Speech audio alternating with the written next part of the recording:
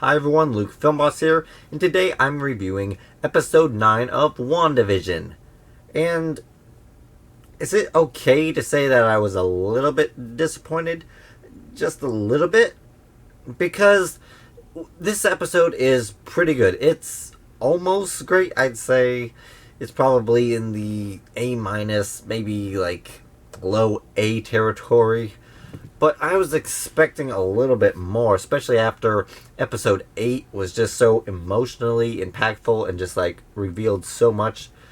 Episode 9 was definitely an interesting finale. It had some of the best visual work. I love the action sequences, which is something that this show really hasn't had at all. But it was just lacking. Like, the emotion was there. It had some good emotional moments, but it paled in comparison to episode 8. And because all of the secrets and stuff were all like pretty much revealed in episode 8, it kind of left like the mystery and the interest factor of episode 9 out. So what we had left with episode 9 was literally just a finale, which was mostly just a battle that was set up. And I felt like it was lacking. Like, we didn't see much of Monica Rambeau. We saw her do like one thing, and the Quicksilver whole scenario with her being kidnapped by the fake Quicksilver was a huge letdown. I really don't understand what the whole point of that was. Like, why he had to kidnap her. Like, why that was important to the story. But yeah, Monica's ending was kind of a letdown. Quicksilver was a huge misstep. I don't know. He honestly didn't need to be in the rest of the show. And I will say, Vision, I think, has had a good ending. He had some good moments, probably some of the best. His fight, like I said, is pretty fun, and visually it's cool, but honestly, did anybody else get Man of Steel vibes while watching Vision fight his counter self, his counterpart self?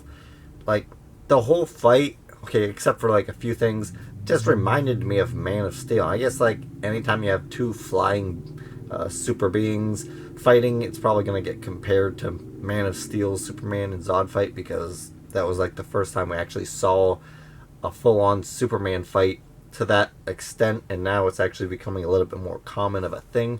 But from just like the way things happen, like throwing each other into a big bus, or like into next to a building and having an explosion, or like putting them in a chokehold and stuff like that, and just like the way they move, like, I don't, like, obviously there's not too many ways that you can make a human body move, but it just like felt really reminiscent of Man of Steel's fight with Zod. So, but it was still a cool fight, and there was a lot, oh, not a lot, but there was enough of their own visual style in that fight sequence that it can definitely distinguish it. It was the best Vision fight sequence we've had in the MCU, I will give it that. And the twins, I think, could have been used a little bit more, but their ending was actually emotionally satisfying. And especially if we're going to be getting more of them, which there's definitely teasers that they are still out there and that we will get more of them. And so yes, there's still options for a Young Avengers movie. Wanda's ending with Agatha, the whole battle between them, was cool.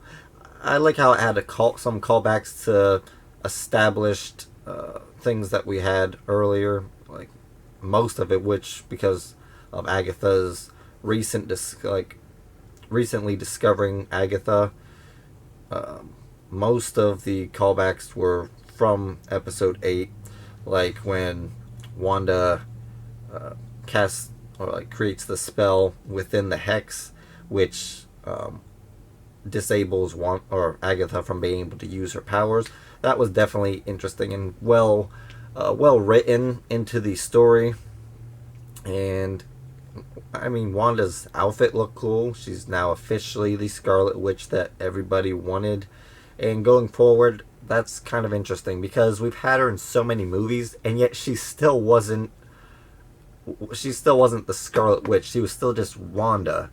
And so now she's finally the Scarlet Witch, and so in future movies, she can actually like boast that she is actually like a superhero now, rather than just superhuman. I really don't know, but she now has her own superhero name. So yeah, there's a lot of interesting things. The bad guys get their justice given to them.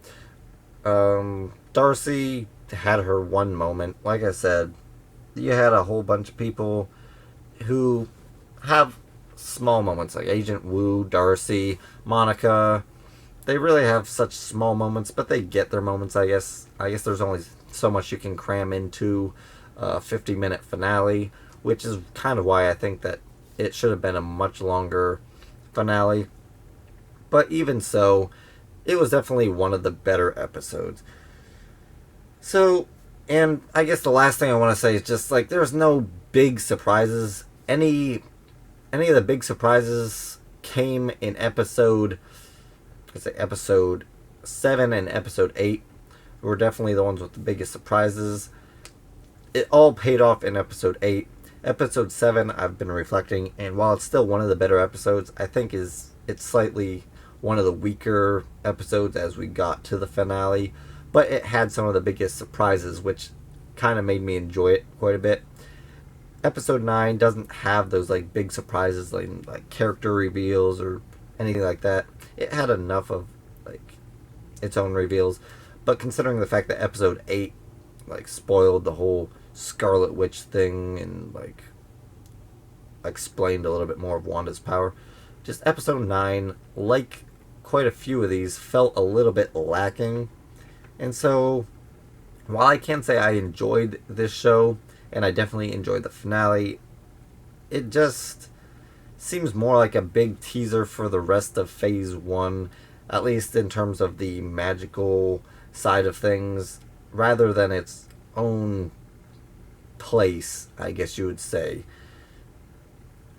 I really don't know how to compare this, because almost every single one of the movies, even the ones that I didn't like, I felt like they fulfilled what they needed to fulfill as far as the story.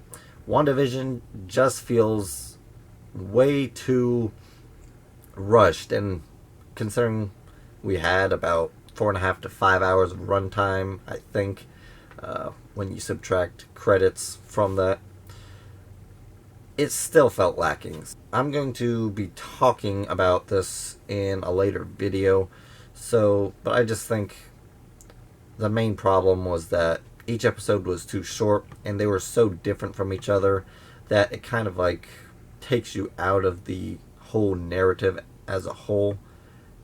But yet, it does piece together well enough. So yeah, that's my take on it. I give episode 9 of WandaVision a 92% for an overall season score of 87%. So like I said, I'm going to be doing a future video where I'm going to be ranking all of the episodes of WandaVision and then giving my final thoughts on the series as a whole. I talked about it a little bit in this video, but I'm going to be going a little bit more in depth. So yeah, thank you for watching. Please like, comment, and subscribe, and hit that notification bell to help you be on the lookout for more videos from Luke Film Boss.